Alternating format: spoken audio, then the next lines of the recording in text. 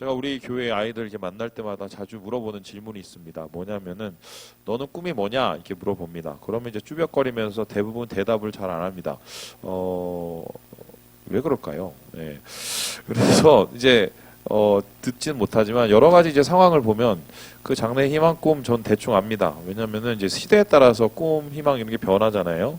근데 요즘에 뒤져보면은 대부분 둘 중에 하나는 이겁니다. 유튜버 아니면은 아이돌. 다 이거 얘기를 하고 있어요. 철이 좀 든 친구들은 전문직 얘기를 하는데 뭐 의사, 변호사, 과학자 이런 얘기를 하는데 근데 이러한 숫자만큼 의외로 꿈을 물어보면은 대답하기 되게 힘들어하는 친구들이 있습니다. 그 이유가 뭐냐? 꿈이 명확하지 않기 때문이죠. 그래서 제가 예전한테 물어봤어요. 왜 꿈을 얘기를 못하는 친구 도대체 이유가 뭐냐? 그랬더니 잘 몰라서 그런 걸 수도 있고 꿈을 꿀 필요가 없어서 그런 걸 수 있다고 그랬는데 좀 무슨 소리인지 더 잘 모르겠더라고요. 그런데 이 꿈이 없는 거에 대한 이 자료 이제 알 수가 있는데요. 2022년 자료입니다. 월드 비전에서 발표를 했는데 여기서 이제 한국미래 세대 꿈 실태 조사 정책 포럼이라는 것을 했습니다. 여기에서 11세에서 24세 아동 청소년 청년 2,000명을 대상으로 10년 동안 추적을 했어요. 당신의 꿈은 뭡니까? 있습니까? 없습니까? 또 당신의 지금 상황은 어떻습니까? 물어봤더니 다음과 같은 결과가 나왔습니다. 보여주시죠. 2017년부터 2020년까지 조사를 봤더니 저기 주황색으로 보이는 것 있죠? 저게 이제 그래도 난 명확하게 꿈이 있다라고 말하는 친구들입니다. 그리고 나머지 회색이나 검은색은 좀 꿈에 대해서 말하기가 되게 어려운 친구들이요. 보시다시피 한 절반 정도 왔다 갔다 없거나 아니면은 명확하지 않거나.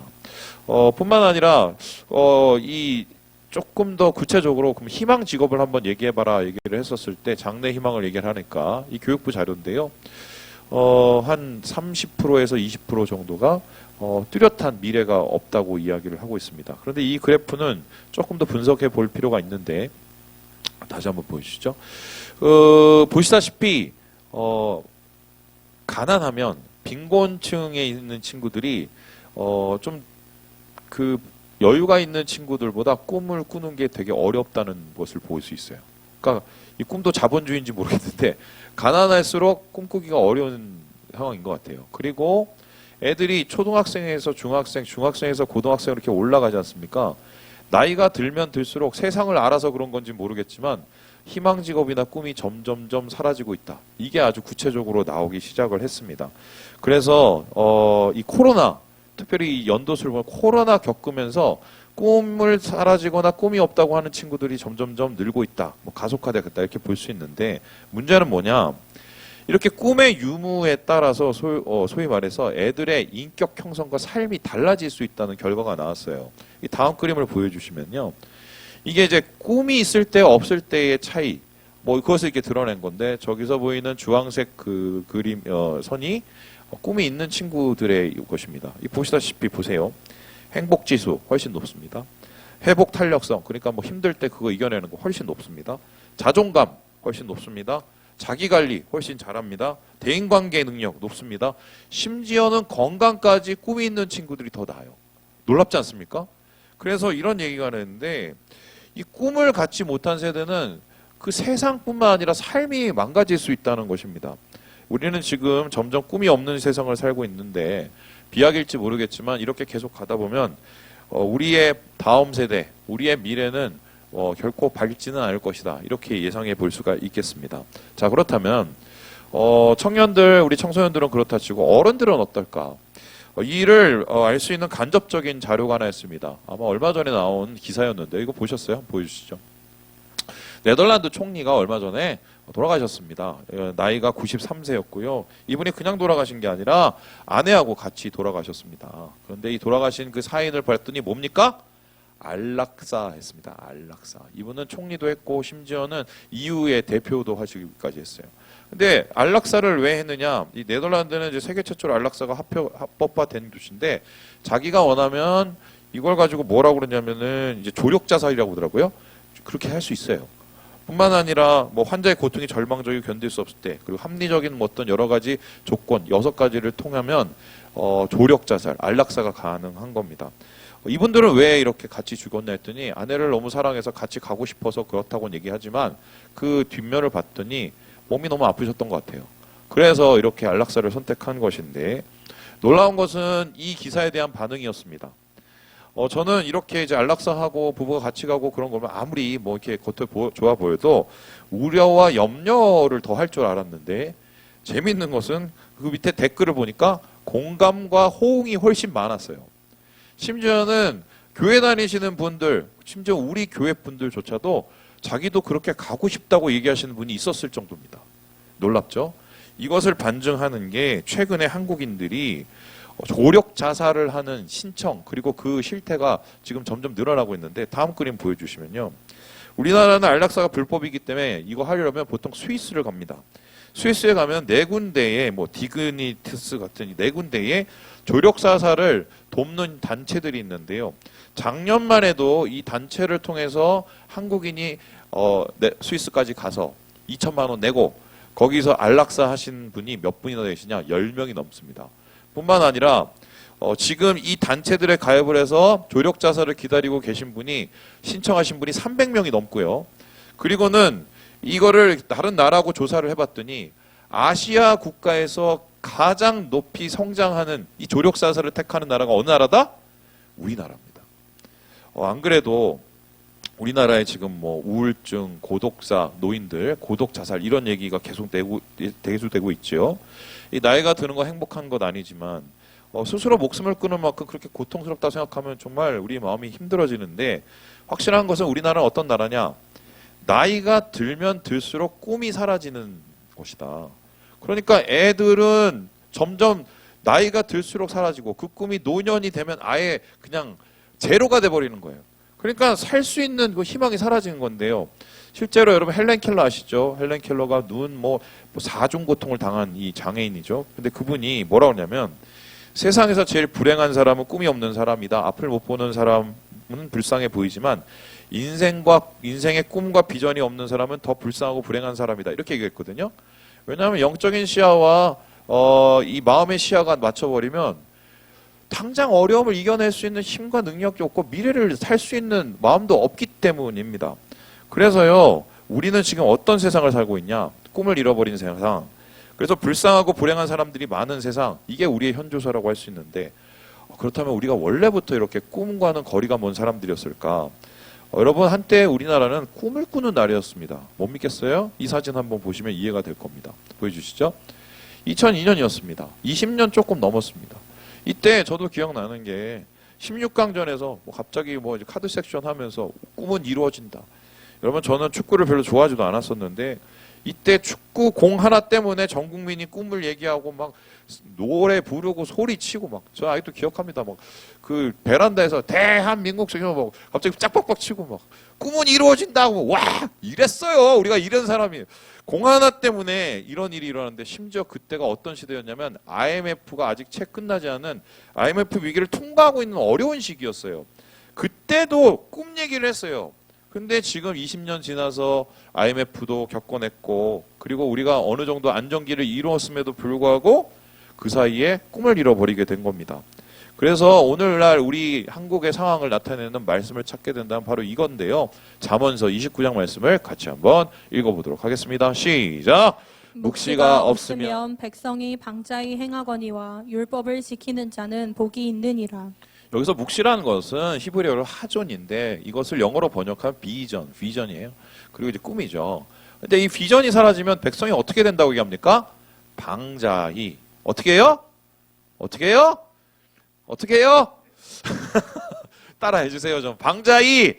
예, 해가지고 여기서 방자히란 뜻이 뭐냐? 풀어지다, 망하다, 내려놓다는 겁니다. 그러면 이게 어떤 뜻이냐면 사람이 꿈이 없어지면 어떻게 되냐? 한마디로 망가집니다, 삶이. 그리고요, 방치가 돼요, 삶을. 그리고 세상이 점점 망하게 되는 거예요. 교회도 마찬가지죠. 교회도 답보 상태로 꿈을 잃어버리면 어떻게 됩니까? 미래가 없어져요. 망합니다. 잘못된 꿈은 잘못된 인생을 만들지만 꿈이 없으면 아예 인생 자체가 사라진다는 소리예요. 그래서 제가 이번 주에 여러 가지를 고민을 하다가 이번에는 꼭 꿈에 대한 설교를 해야겠다 이렇게 마음을 먹었습니다. 그래서 본문을 찾으려고 막 이런저런 막 뒤지고 했는데 마음에 차는 게 없었어요. 원래 꿈 얘기하면 요셉 얘기 많이 하고 그리고 그 다음에 이사야 얘기 많이 하고 그 다음에 다니엘 얘기하는데 제가 이거 한번 다 했거든요. 그리고 뭔가 이제 마음에 안 차. 그래서 이제 본문을 못 정하고 이건 기도를 해야 되나 보다 해서 기도를 쭉 했습니다. 그런데 새벽에 제가 여기서 기도를 하고 있는데 갑자기 머리에서 번개가 쳤습니다. 진짜 번개가 팍 쳤어요. 제가 설교하면서 이런 적이 그렇게 많이는 없었는데 이번에 진짜 신기하게 번개가 팍 쳤습니다. 그랬더니 뭐가 하나 팍 떠올랐어요. 그게 뭐냐? 바로 이 그림인데요. 보여주시죠. 여러분 이거 아십니까? 렘브란트, 제가 좋아하는 화가인데 이분이 그린 명작 중에 하나인 탕자의 귀환이라는 이 그림이 있습니다. 이 귀환은 오늘 본문의 말씀을 주제로 해서 그린 그림인데 이야기 아시죠? 세 사람이 있어요. 그 가족인데 집 나간 아들, 집에 있는 아들, 그리고 아버지. 이 세 사람이 등장하는데 그 세 사람은 누구냐? 저기 맨 앞에 이제 빨간 옷 들쳐있고 이렇게 머리 허연 저분 보이죠? 저분이 아버지 같고 무릎 꿇고 뒷모습 보이고 대머리에 가까운 저분, 머리 쥐 뜯어 먹은 분, 저분이 이제 둘째 아들이고 저쪽에서 빨간 옷 입고 안 입곱게 내려다 저분이 이제 첫째 아들입니다. 세 사람의 이야기가 등장하는데요. 이 세 사람의 이야기를 제가 갑자기 꿈이라는 주제로 딱 읽게 됐어요. 갑자기 번개를 치면서 그게 확 생각이 나는 거예요. 그랬더니 아주 재미있는 결과가 나왔습니다. 전 이걸 뭐라고 얘기하냐면 같은 데서 살았는데 다른 꿈을 꿉니다. 그거를 사자성어로 뭐라고 그러죠?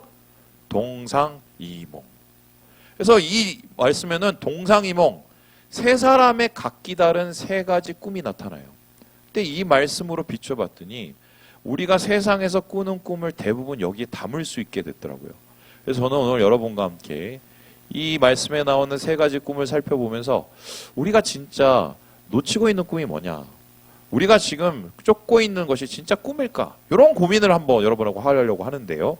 그러면 첫 번째, 이들이 꾸었던 다른 꿈은 무엇일까? 우리 같이 한번 읽어보도록 하겠습니다. 시작! 둘째 아들의 헛된 꿈. 첫 번째 이 이야기에서는 첫 번째 좀 이상한 꿈이 나오는데 헛된 꿈이 나요. 이 헛된 꿈을 꾼 사람은 둘째 아들인데요. 우리 함께 13절의 말씀을 같이 한번 읽어보도록 하겠습니다. 시작!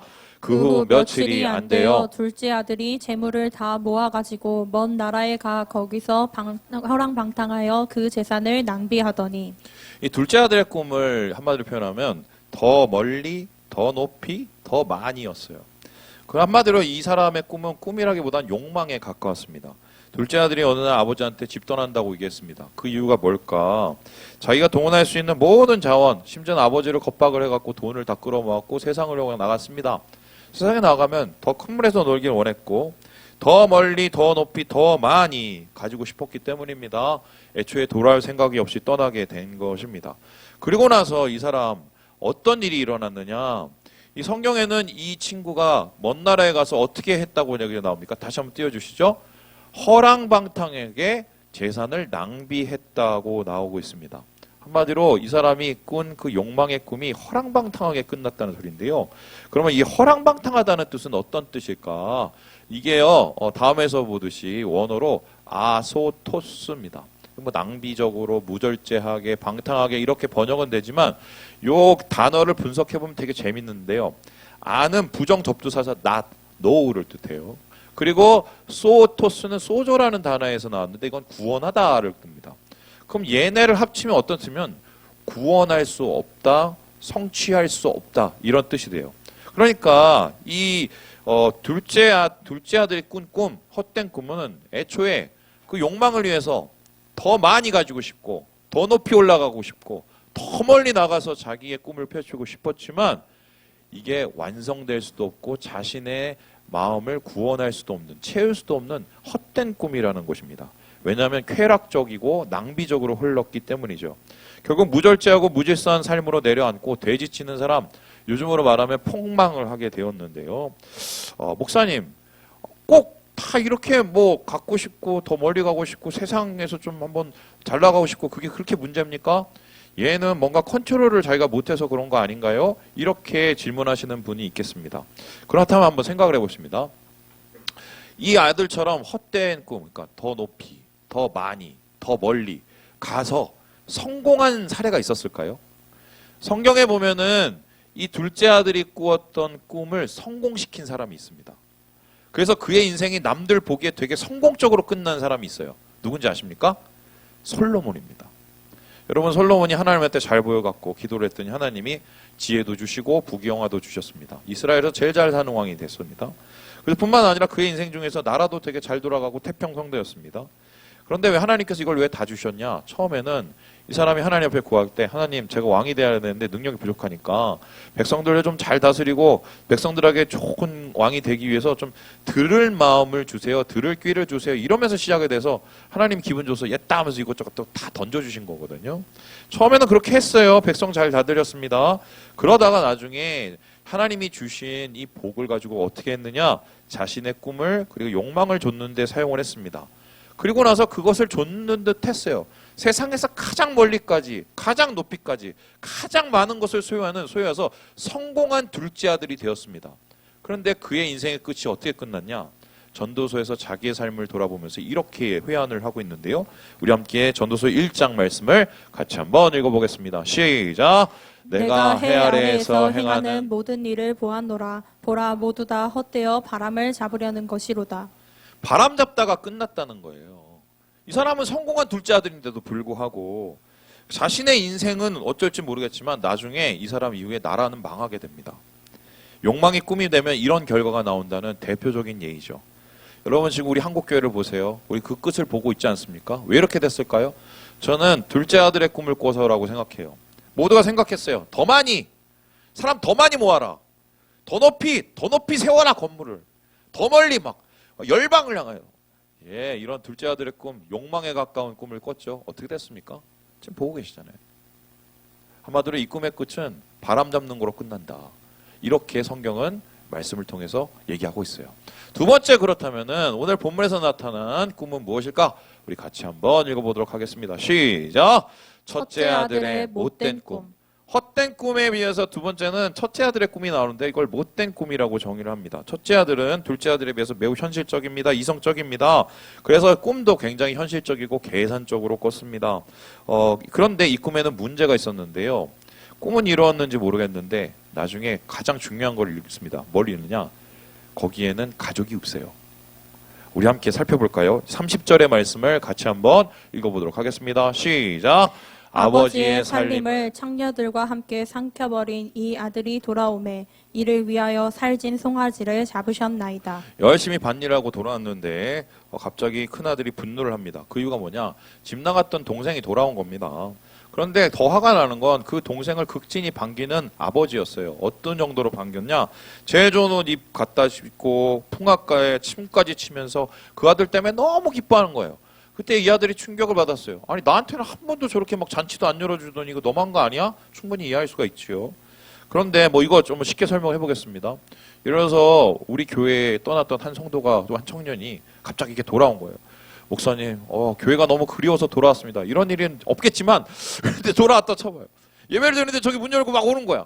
근데 제가 갑자기 막 신발을 벗고 막 뛰어가서 야 잘 왔다 막 이러면서 해서 야 우리 저 회장님 빨리 뭐 돈 있으면 다 꽈. 그래서 뭐 막 극진히 대접을 했다고 쳐보세요. 여러분 같은 마음을 가지고 계신 분도 있겠지만 그거 보고 좀 자괴감 느끼고 박탈감 느끼는 성도들이 있겠죠. 바로 그거예요. 목사의 오버, 아버지의 오버, 바로 그건데 충분히 이해가 갑니다. 그런데 여기엔 놓치는 부분이 하나가 있어요. 자, 지금 이 첫째 아들이 자기가 아버지에게 받을 재산이 갑자기 사라졌습니까? 아니죠. 그리고 자기가 가진 그 장자의 권리가 사라졌습니까? 아니에요. 바뀐 건 하나도 없거든요. 그런데 이 사람에게서 사라진 게 하나가 있었습니다. 그게 뭐죠? 동정심도 사라지고 사랑도 사라지고 감사도 사라졌습니다. 가족도 사라졌어요. 그리고 마음속에 뭐가 거기에 생겼냐? 분노, 이기심. 왜냐하면 자기의 권리와 보상에만 관심이 있었기 때문입니다. 애초에 이 사람은 아버지 옆에서 있던 이유가 아버지 사랑에서 있었던 게 아니라 여러 가지 정황을 보면 돈 때문에 그런 거예요. 그래서 찰스 스윈들 목사님 이렇게 얘기를 하는데 우리 같이 한번 읽어보도록 하겠습니다. 시작! 큰아들의 항변에는 타당한 면이 있다. 그는 가족의 필요를 돌보고 효자로서 순종하는 삶을 살면서 아버지 곁에 남아 있었다. 방탕한 동생에 비하면 그는 성자처럼 보였다. 하지만 큰아들에게는 큰 문제가 있었다. 그와 아버지와의 소원한 관계가 그것이다. 그가 아버지를 섬기고 순종한 동기는 아버지를 사랑해서가 아니라 얻을 이익을 위해서였다. 그의 꿈은 매우 현실적이었습니다. 첫째 아들은 꿈을 이루기 위해서 아버지 곁에 붙어 있습니다. 그런데 중요한 건 첫째 아들의 꿈이 이루어지려면 어떻게 되냐? 동생이 사라져야 됩니다. 그래야 행복해져요. 매우 아이러니하죠. 누가 없어져야 이루어지는 꿈, 누가 없어져야 도태돼야 행복해지는 꿈. 저는 그래서 이걸 못된 꿈이라고 이야기를 하는 거예요. 여러분, 이 꿈은 지금 대한민국에 있는 모든 사람들이 시달리고 있는 꿈이라고 저는 생각을 합니다. 무한 경쟁, 제로섬 게임, 밥그릇 싸움. 이거 지금 우리가 다 당하고 있는 거죠. 못된 꿈의 희생자가 아닌가. 오죽하면은 TV를 틀어도 다 무조건 줄 세우고 1등부터 몇 장 이런 것밖에 안 해요. 그럼 제가 저기 강남에서 사역했을 때 심지어는 교회 안에서도 애들이 거기 와서도 경쟁을 하고 앉았어요. 경쟁을 하고 앉아서. 그래서 뭔가 현실적으로 이걸 뭐 찾아내야 기쁨이 생긴다고 생각했기 때문인데 여러분 결국 어떻게 됐습니까? 여기에 승자가 있고 패자가 있습니까? 겉으로는 누군가 살아남고 그리고 누군가는 도태되는 듯 하지만 결국 다 모두 다가 패자예요. 그 이유가 뭡니까? 관계가 사라집니다. 사랑도 사라집니다. 그리고 자비도 없어져요. 그리고 제일 중요한 공동체가 문제가 생기는데요. 그렇다면 성경에 나타나면 이 대표적인 첫째 아들의 꿈을 꾼 사람이 누구냐? 재밌는 건 둘째 아들인데도 첫째 아들의 꿈에 시달리고 평생을 쫓아다닌 사람이 있었어요. 그 사람이 누구냐? 야곱입니다. 야곱 태어날 때부터 지네 형 발뒤꿈치 잡고 태어났어요. 그리고 어떻게 했어요? 형을 속여갖고 장자권을 형이 없어져야 자기가 그걸 뺐거든. 그래서 현실적으로 아버지 걸 얻기 위해서 형도 속이고 그리고 아버지도 속이고 잘 안 됐어요. 쫓겨났어요. 도망갔어요. 그랬더니 삼촌네 집에 가서 삼촌도 속입니다. 삼촌 걸 뺏어야 자기께 행복해지거든. 그리고 나중에 어떻게 됩니까? 그의 꿈 어떻게 돼요? 아버지도 따돌리고 삼촌 따돌리고 자녀도 따돌리고 이런 따돌림 가운데 자기도 따돌림을 당해요. 자기 인생이 살다 보면서 나중에 바로 앞에 섰어요. 자기 인생을 이렇게 회고를 하는데요. 못된 꿈 쫓았던 그 인생이 어떻게 끝나느냐? 우리 한번 같이 창세기 47장 말씀을 읽어보도록 하겠습니다. 시작! 야곱이 바로에게 아뢰되 내 나그네의 길이 세월이 130년이니이다. 내 나이가 얼마 못되니 우리 조상의 나그네 길의 연조에 미치지 못하나 험악한 세월을 보내었나이다 하고 자기 인생을 뭐라고 그러냐? 뿌리 못 내리는 나그네 세월 뿐만 아니라 더 중요한 게 험악한 세월이라고 합니다. 험악한 세월이 할 때 이 험악한 단어가 되게 중요한데요. 이게 라라는 단어인데 못되다는 뜻이에요. 못된 꿈을 꾸면 인생도 못되져요. 그리고 나중에 어떻게 해요? 가족끼리 맨날 싸우고 자녀들 맨날 싸우고 심지어는 형이 동생을 죽이고 내쫓고 이게 야곱 가정이에요. 못된 꿈 쫓았다가 이렇게 험악해진 거예요. 결국 우리는 알게 됩니다. 목사님 열심히 살아야 되죠. 열심히 살아야죠. 근데 열심히 사는 거하고 못되게 사는 건 달라요. 그런데 오늘날 많은 우리나라 사람들이 지금 이 꿈에 중독이 돼서 소위 말해서 진짜 품어야 될 꿈을 못 꾸고 있는 게 아닌가. 저는 그런 생각이 개인적으로 들어요. 이거 너무 많이 들고 있어요. 목사님들도 이래요. 목사님들도. 자, 그렇다면 마지막으로 오늘 본문에 나타난 이 아버지, 이 모든 것을 아는 아버지는 어떤 꿈을 꾸고 있었을까요? 우리 같이 한번 읽어보도록 하겠습니다. 시작! 아버지의 참된 꿈. 헛된 꿈, 욕망. 못된 꿈, 야망. 그렇다면 아버지의 꿈은 어떤 꿈이냐? 전 참된 꿈이라고 생각하는데요. 자, 그렇다면 아버지, 이 모든 것을 아는 아버지는 어떤 꿈을 꾸고 있었을까?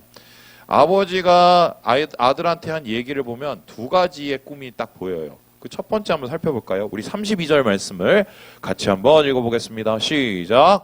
이 내 동생은 죽었다가 살아났으며 내가 잃었다가 얻었기로 우리가 즐거워하고 기뻐하는 것이 마땅하다 하니라.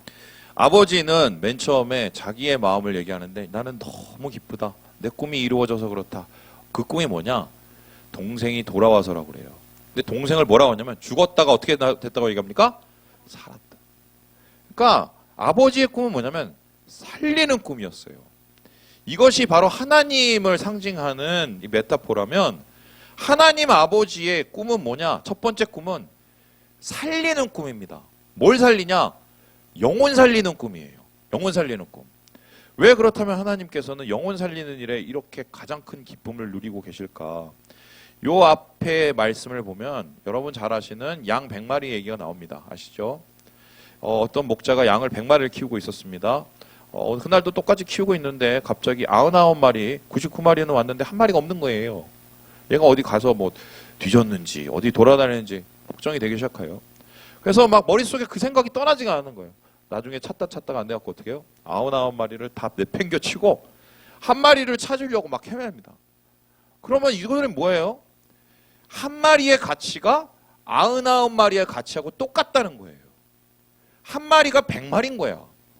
그렇다면 하나님께서 이게 영혼을 계산하는 방법인데 우리의 한 영혼이 하나님 앞에서 어떤 가치를 가지냐? 우리는 세상이에요. 한 영혼이 하나님의 보기엔 세상의 가치를 가지는 거야. 그래서 한 영혼이 돌아올 때 하나님께서는 세상을 얻는 기쁨을 얻는 거예요. 그래서 살리는 꿈을 아버지께서는 꾸고 계셨다. 이렇게 얘기하고 있습니다. 그럼 두 번째로 이 아버지에게 꾸었던 꿈은 어떤 꿈이었을까? 두 번째 이 31절을 보면 좀 우리가 이해를 할 수 있는데요. 우리 함께 31절 말씀을 같이 한번 읽어보겠습니다. 시작! 아버지가 이르되 예 너는 항상 나와 함께 있으니 내 것이 다 내 것이로되. 달래요. 첫째 아들을. 얘들아 일로 와봐. 어차피 내 거 다 네 거잖아 라고 얘기합니다. 아마 이것을 첫째 아들이 들었을 때는 어떻게 들었을까요? 아버지 재산 다 내 재산 그렇게 들었을 거예요. 그런데 아버지가 이 얘기할 때는 다른 의미가 있었어요. 그게 뭐냐? 내 마음이 네 마음이었으면 좋겠어 라는 얘기예요. 야 돈만 받지 말고 내 마음도 좀 받아라. 그러면 하나님 이분이시라면 도대체 이 아버지의 마음은 어떤 마음이었을까? 제가 근데 말씀을 묵상하다 깜짝 놀란 게 있는데 이 31절 말씀하고 거의 컨트롤 C 컨트롤 V 되는 말씀을 제가 찾았어요. 이번에 말씀하다가 이거 얘기해 준 데 없을걸요? 저도 처음 알았으니까 요한복음에 있더라고요. 우리 함께 17장 말씀을 같이 한번 읽어보도록 하겠습니다. 시작! 내 것은 다 아버지의 것이요 아버지의 것은 내 것이온데 내가 그들로 말미암아 영광을 받았나이다. 똑같죠? 이건 아들의 입장에서 얘기를 하는 거예요. 다 내게 하나님 거고 하나님께 내 거고 왜 이렇게 얘기를 하는데 그렇다면 예수님이 하나님 아버지의 그 마음 내 것이 네 것인 그 마음을 품었던 그 마음이 뭔지를 알면 하나님의 두 번째 꿈을 찾게 되겠죠? 이 17장 10절의 말씀에 의해서 11절에 이렇게 하나님의 마음을 밝히고 계시는데요. 우리 함께 11절 말씀을 같이 한번 읽어보도록 하겠습니다. 시작! 나는 세상에 더 있지 아니하오나 그들은 세상에 있사옵고 나는 아버지께로 가옵나니 거룩하신 아버지여 내게 주신 아버지의 이름으로 그들을 보전하사 우리와 같이 그들도 하나가 되게 하옵소서. 어떻게 되기 원하신다고요? 우리와 같이 그들도 하나 되기 원하는 거예요. 그러니까 아버지는 뭐냐면 왜 둘째 아들이 나갔겠어? 맨날 첫째하고 싸우니까 나가는 거야. 네? 우리 교회도 싸워서 나왔잖아요, 결국. 맨날 가족이라고 있고 교회라고 있는데 맨날 마음 하나 못 대고 서로 미워하고 경쟁하고 서로 질차하고 질시하고 막 이러고 싸우는 거야. 그러다 보니 어떻게 해요? 이게 가족이 아닌 거예요. 그러니까 아버지 입장에서는 야, 너가 그 첫째인데 어차피 이거 다 받을 건데 내 마음도 받아서 좀 이 아이를 좀 품어주면 안 되겠니? 우리 가족이 좀 하나 되면 안 되겠냐? 요런 마음을 가지고 계셨는데요. 결국 이것은요, 아버지의 마지막 꿈은요, 뭐냐? 영혼을 살리는 꿈이자 동시에 두 번째는 하나가 되는 꿈. 이건 교회예요. 여러분, 가족도 교회거든요. 교회와 가족은 같은 공동체거든요. 그러면 질문해 봅니다. 왜 하나님께서는, 아버지께서는 왜 이렇게 교회에 집착을 하실까? 교회는 어떤 가치를 가졌기 때문에 집착하신가? 여러분 여기 앞에 지금 큰 땅에 뭘 계속 짓고 있습니다. 아마 그 맞은편 땅을 저희가 나중에 대토받을 가능성이 있는데 거기 한 300평이 넘게 막 큰 거에 뭔가를 짓고 있습니다. 근데 얼마 전에도 저걸 졌어요. 근데 무너뜨렸어요. 저게 뭐냐면 아파트 모델하우스입니다. 모델하우스 들어가 보셨어요? 저는 예전에 그 롯데 여기 캐슬 한번 갔다가 제가 망했는데 안 돼서 거기 한번 가봤습니다. 근데 신기한 게 똑같이 해놨습니다. 겉에는 잘 몰라요. 들어가면은 사는 거하고 똑같이 해놨어요. 그리고 실제로 들어가면 똑같습니다. 천국은 뭐냐? 교회는 천국의 모델하우스다. 왜 예수님께서 마지막까지 교회 세우려고 그렇게 하셨냐? 그 천국의 모델하우스를 만들고 사람들 모으고 거기를 통해서 천국을 이렇게 확장시켜 나가기 원하시는 건데 그래서 하나님께서는 하나 되는 꿈을 꾼 게 이 교회 통해서 천국을 이 땅 속에서 하나님 나라를 이 땅 속에 이루기 원하셨던 것이죠. 그래서 이 아버지의 마지막 꿈, 영혼 살리고 하나 되는 이 꿈 꾸기 위해서 모든 것을 다 투자한 거예요. 너도 그 꿈 꿨으면 좋겠다. 자, 그러면 아버지의 이 꿈을 이루신 분은 누구십니까? 오늘 말씀을 전하시는 예수 그리스도십니다. 그럼 예수님은 하나 되는 꿈, 살리는 꿈을 이루시기 위해서 어떤 일을 하셨냐? 아버지의 꿈을 위해서 어떻게 일을 하셨냐? 다음 그림 보여주시면서 마무리해 보도록 하죠. 이 제임스 티소라는 작가가 만든 예수님이 십자가에서 본 것이라는 그림입니다. 여러분, 이 그림은 십자가가 없습니다. 그런데 십자가의 그림이에요. 여러분, 제가 그럼 질문을 해보겠습니다. 여기서 십자가가 있습니다. 사실은 있어요. 보이세요? 안 보이시죠? 요만큼 있습니다. 요만큼. 중간에. 뭐가 있냐면 발가락이 이렇게 2개, 10개가지가 이렇게 있습니다. 거기에 뭐가 있냐? 못 자국이 있어요. 그러면 이 그림은 어떤 그림이냐면 예수님이 십자가 위에서 마지막 죽으면서 사람들을 쳐다본 그 마지막 장면이에요. 그럼 예수님이 십자가에 못 잡혀서 어떤 일을 했을까요? 우리가 보통 가상칠언이라고 그러는데 십자가 위에서 7가지 말씀을 하셨다. 근데 이 말씀 중에 예수님이 가장 정신이 또렷했을 때 얘기한 게 첫 번째 말씀하고 두 번째 말씀이겠죠? 근데 그 첫 번째 말씀이 뭐냐? 제가 읽어드릴게요. 아버지, 저들을 사하여 주옵소서. 자기들이 하는 것을 알지 못함이니이다. 용서와 화해였어요. 하나됨. 두 번째 말씀이 뭐냐? 오늘 내가 나와 함께 낙원에 있으리라. 이거 옆에 있는 강도 영혼 구하려는 영혼 구원에 대한 살리는 이 말씀이었어요. 그렇다면 예수님께서 올라서까지 뭘 했냐? 아버지 꿈을 또렷하게 마음속에 기억하고 있는 거예요. 살리려고, 하나 되게 하려고, 화해시키려고. 요즘에 막 꿈이 없다. 예, 꿈이 점점 사라지죠. 이게 뭐 현실 같은 꿈이고 꿈 같은 현실이라 이게 뒤적박죽 된 거예요. 근데 제 생각은 그래요. 그렇게 사라질 꿈이라면 진작에 다 사라져 버려라. 헛된 꿈, 못된 꿈. 뭐 그거 끝이 뭐 뻔하니까. 그렇게 사라질 거면 진짜 꿈이 아닙니다. 그런데 진짜 꿈, 참된 꿈은 끝까지 살아 있습니다. 상황이 어려워도 나이가 많이 들어도 내가 가난해도 살아 있어요. 왜 그렇습니까? 하나님이 영원하시기 때문이에요. 그렇다면 우리가 하나님의 꿈을 꾼다면, 아버지의 꿈을 꾼다면 우리는 영원한 꿈을 꾸는 겁니다. 죽을 때까지. 전 그러고 살 거예요. 제가 왜 목사가 되는 줄 아세요? 전 가수가 되고 싶었는데 하나님이 노래를 못하게 해갖고 뭐 악기를 사면 다 망가뜨리고 하는 일부러 그러셔서 진짜요 진짜 막 그랬는데 어느 날 한 선교사님이 저한테 와서 그러셨어요. 성민 형제. 그때 그랬더니 가수가 되려고 하지 마시고 영혼을 살려보세요. 이러더라고요. 그때부터 제가 주제가 바뀌었어요. 음악을 영혼을 위해서 만들기 시작했어요. 그랬더니 뭔가 풀려나가기 시작하더라고요. 제 삶이. 그때 알았어요. 하나님 원하시는 게 이거구나. 이거구나. 나를 통해서 한 영혼, 나를 통해서 한 공동체. 우리 하나님은 꿈꾸는 아버지세요. 오늘도 꿈을 꾸세요. 그리고 우리 하나님은 같이 꿈을 꾸기 원하십니다. 사랑하는 여러분, 헛된 꿈, 못된 꿈, 우리를 채울 수 없는 그 꿈에 집착하지 마시고 참된 꿈, 살리는 꿈, 하나 되는 꿈 꾸셔서 주님의 나라를 이루시는 우리 어웨커스 되시길 주님의 이름으로 축원합니다.